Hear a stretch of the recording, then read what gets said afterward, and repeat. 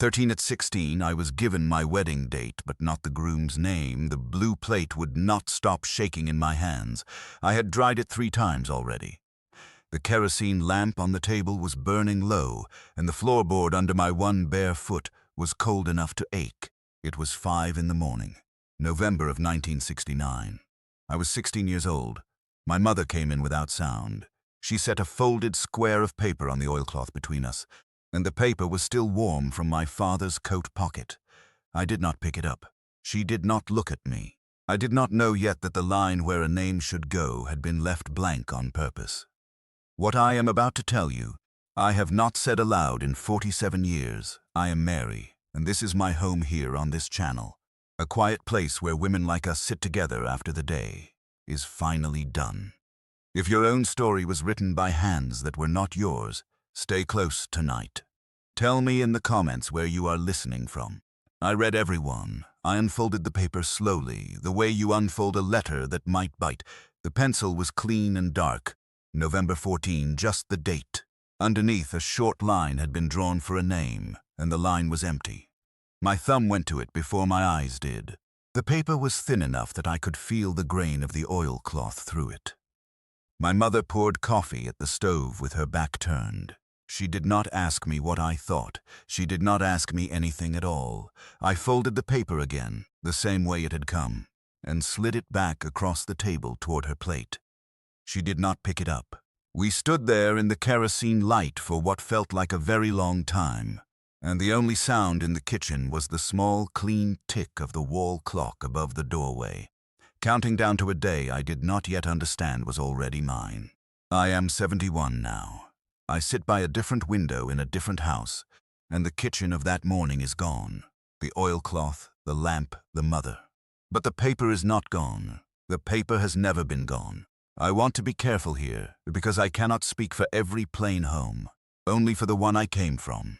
In my community, in those years, there were fathers who would speak to a bishop before they spoke to a daughter. It was not in the ordinum. It was a habit some families kept and some did not. In mine, the when came before the who. A girl was told the date. The name would come when the men were ready. And a girl was taught it was Hochmut, a kind of pride, to want to know before she was told.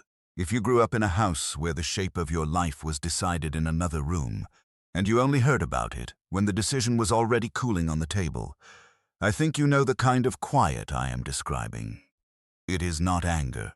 It is something softer and older and harder to name. Stay with me tonight, friend. This story is for you too. 3 weeks later, I was standing at the back of a Sunday singing in the Stoltzfus barn.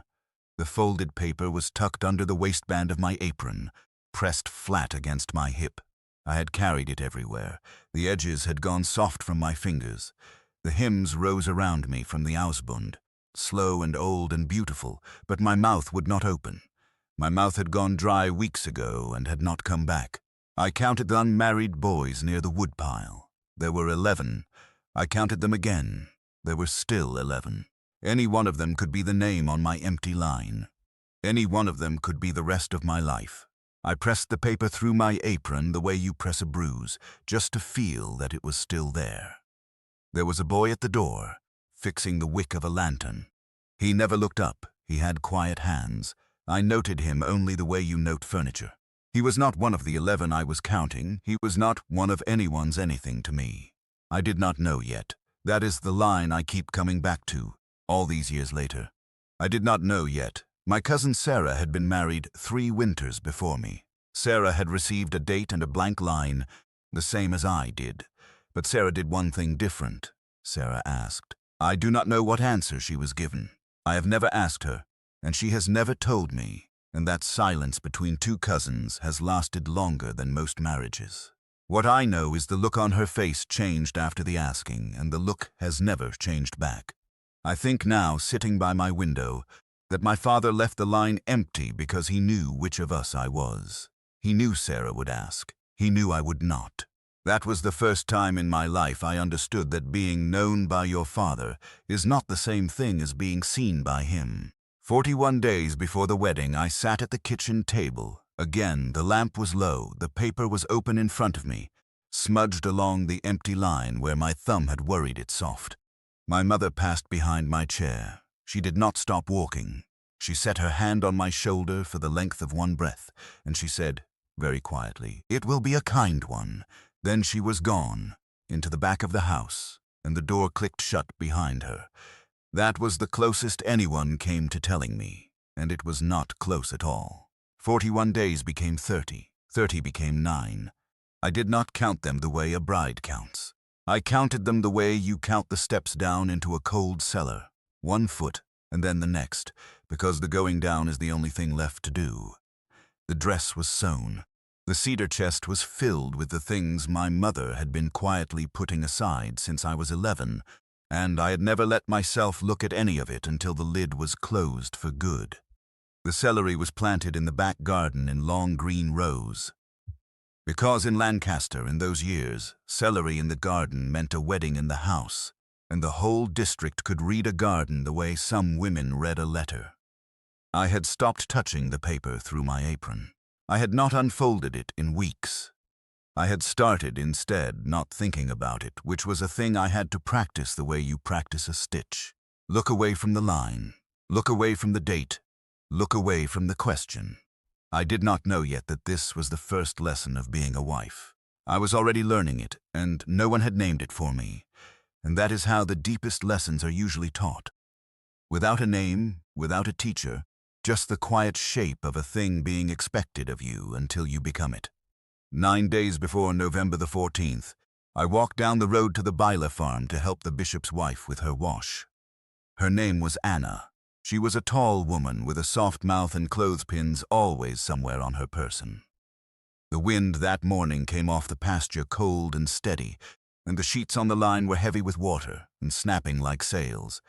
I had 3 pins between my teeth. She had 4. We worked across from each other on opposite sides of the line, and the wet cotton kept rising up between us and falling back down, and the sky above us was the most ordinary gray sky I had ever seen. Anna spoke around the pins in her mouth the way women do when their hands are full.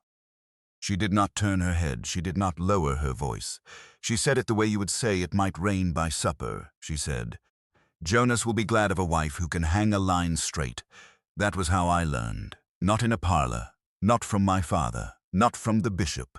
From a woman with clothespins in her teeth on a Tuesday, with wet sheets between us. Jonas Beiler. The quiet boy at the singing who had been fixing a lantern wick by the door. The boy who fixed the schoolhouse stove every winter of my childhood. The boy I had passed 1,000 times on 1,000 roads and had never once, not in any moment of my 16 years, seen as a man.